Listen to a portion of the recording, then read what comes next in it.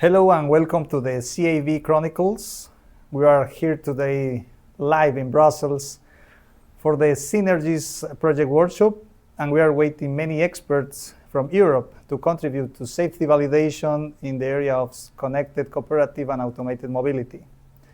I'm José Rodríguez from ERTICO, and in Synergies project we are looking to contribute to CCAM through validation testing, scenario generation, AI, and data spaces. For today's session, I have the pleasure to present Tom Alkim from MAPtm, which is an expert in CCAM and have visited many of the pilots, not just here in Europe, but also in the US and China. Maybe you can help us to know you better from your experience, Tom. Yeah, thank you for inviting me. It's great to be back in Brussels. I have worked here for a couple of years. As you know, I was with the European Commission with DG Research and Innovation, working on the CCAM partnership for a couple of years. I was seconded expert from the Netherlands when I was with the Dutch national road operator at that time, Rijkswaterstaat. Working on automated mobility from the perspective of road operators' infrastructure.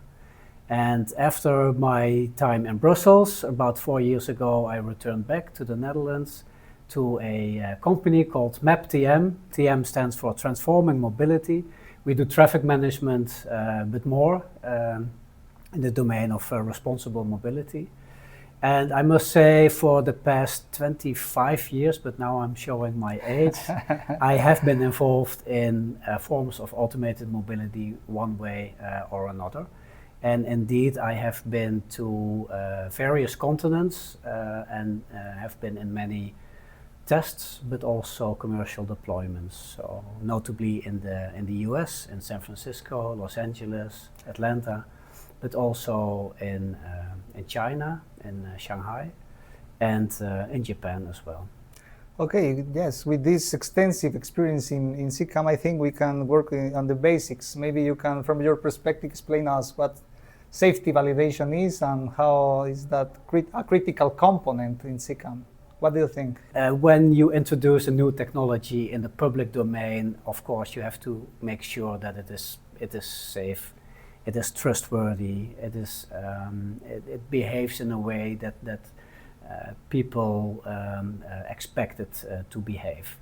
And it's always a difficult balance when you have new innovations, because something that is new, by definition, it's more difficult to predict how it's going to behave.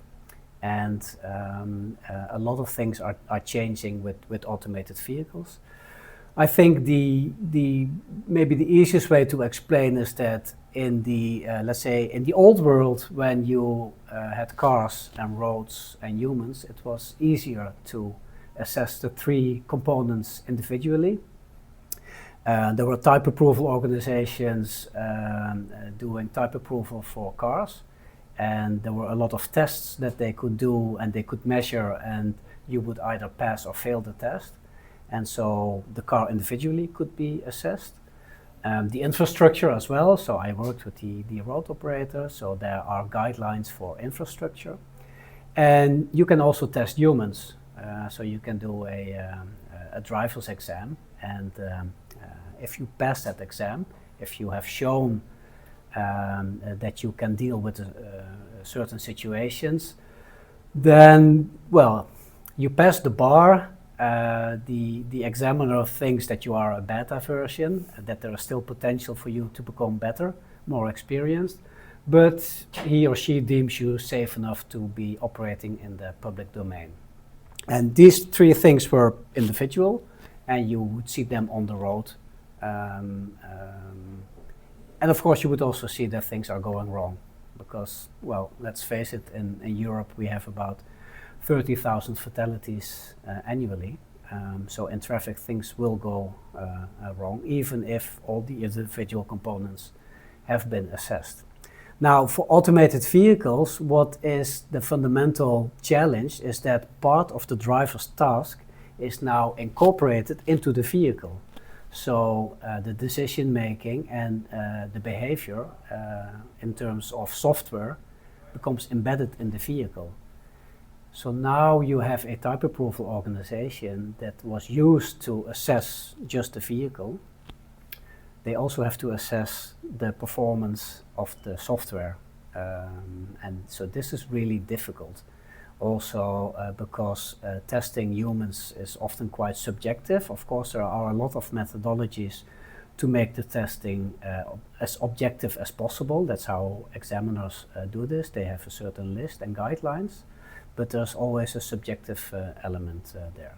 And I think this is something that a lot of authorities are struggling with. And that's why within the certain project, so the Horizon Europe funded project that is led by IDIADA, is working on developing a safety assurance framework. Yeah, you mentioned different challenges around CCAM, including this new assessment from going from type approval authorities, the inclusion of human aspects within the vehicles, and I think harmonization across Europe is very challenging considering that different countries have different regulations. How do you think this can be harmonized, considering that also SYNERGIES is looking to build this platform for simulation-based testing? Yeah, this is a huge challenge because, of course, we are with 27 member states and we all have our own interpretations and our own legislation. And it would be good to harmonize that also because, cars do not stick to boundaries. You will have cross-border traffic. So it doesn't make sense to approve something in Germany and then stop it at the border going to Belgium. So you have to find some way to do this. But I think all the member states individually are also facing the challenge of how to do this. So in a way it is uncharted territory. We don't really know how to do a good safety assurance. And this is something we are all working on. So I think the key is that we should engage in a dialogue and collaboration where we share all these narratives and knowledge and experience that we gain. So let's tell each other this is how we did it, and some things worked well, some things didn't work well. That's also very important to exchange because that's where you can learn a lot from. But also look at actual deployments, because we can of course have a lot of meetings behind doors to theorize and build a theoretic framework, but you have to test it in practice and see how it works. And it is also very much a matter of building confidence between the authorities and the organizations asking for permission to bring their technology and services to the public domain. Yeah, going to the interactions between the vehicles, humans, and other vulnerable road users, and the importance of scenario generation. What do you think is so important to define these scenarios or these interactions? So specifically, in the area of CCAM, I would say. Yeah, it's very important to have a lot of different scenarios where you can test the behavior of your vehicle, of your intended behavior, and the actual behavior. And with humans driving in cars, we have a lot of experience. We have millions and millions of miles, and we can kind of see the performance. But with new technology and with innovation, you are starting to build experience, and there are not a lot of kilometers driven yet. So you have to build experience. And what scenarios can give you with virtual testing, of course, is that you can do a lot of testing without any harm. So you can try out a lot in the virtual domain. You can also try to build a lot of different scenarios, because if you do an exam, you will not run into all the scenarios, but you will get a selection of scenarios. And it fits in, let's say, several steps to gain trust of authorities that have to give you approval. So it usually starts with theory, where you explain what your technology is doing and how it functions. And you can show this in simulations. You can also show this in a closed test circuit where there is no danger from around. And then you can go onto the street in certain conditions, and then you can start to build. But I would say if you have a combination of simulation and scenarios and real-world testing, you have a combination where scenarios can give you coverage, a lot of coverage that you need within a relatively short time, and a real-world testing will give you confidence, because if you see that something works, it gives you confidence that it actually works.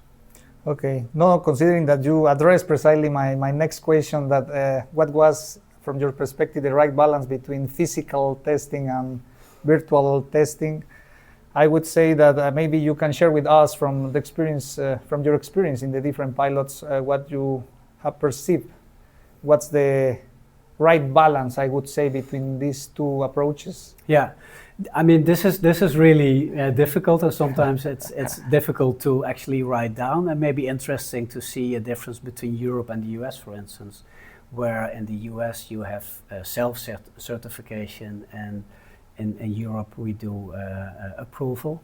But I think in both ways you have to find a balance where you have to build a narrative and demonstrate that your technology is responsible. And in both cases, you are not, both parties will not be happy if you have unsafe outcomes. There are just two different approaches, where on the one hand, you could say, if I exaggerate, just go and test until something goes wrong, and if something goes wrong, you have to explain why, and you may face a fine.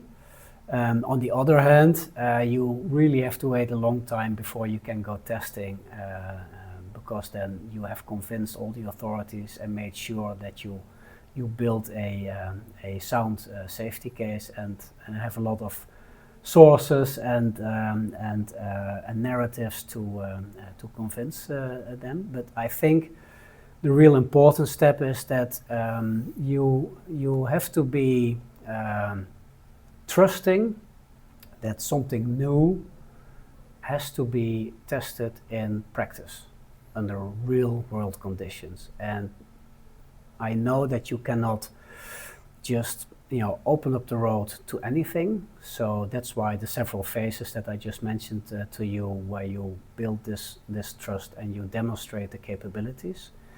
But at some point you have to take this leap of faith and test this in practice. And hopefully we do it in such a way, harmonized in Europe, where we also can learn from each other's experiences what responsible steps are. Small steps maybe, but responsible steps in the public domain to test. Yeah, you mentioned a lot of interesting aspects, but I think, from your perspective, maybe what could be the biggest achievement in 5 years for safety validation in the area of CCAM? What are your expectations? Yeah, so in 5 years, the future is always difficult to predict, but maybe here in Brussels we can take a robo shuttle from Brussels South Station to the meeting venue. I think that you will see applications happening in public transportation with shared automated shuttles and buses, in trucking with logistics. Also because for both domains there is a big shortage of bus drivers and truck drivers. You will also see robo-taxis in certain cities. Of course, they are already in China and in the US, soon also in Japan, in Tokyo, but also maybe closer to home in London. There were quite some announcements by the end of Okay. last year, where Wave and Waymo are coming to London. I think that one of the biggest steps or differences that we will see if these are actually deployed on the road is that we also will have a methodology not to approve them upfront and then we kind of leave them alone, but that there is a continuous methodology to monitor. So what we call in-service monitoring and reporting is where we are able to see what the performance and the capabilities are of these vehicles, and if they perform not very well, you could maybe call them back, and we can also, I think, see that they improve over time. Okay.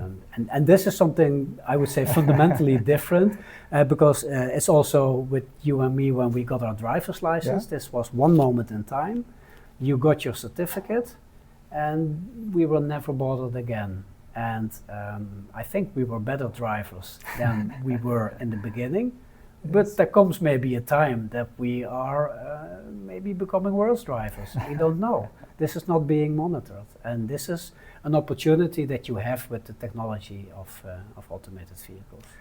Yeah, I want to thank you for all your, for sharing your insights, Tom. And yeah, we will continue working on safety validation, CCAM, and let's see the future. Okay, thank you so much for being here with us. And yeah, we will continue with the workshop. Thank you, José. Thank you for having me.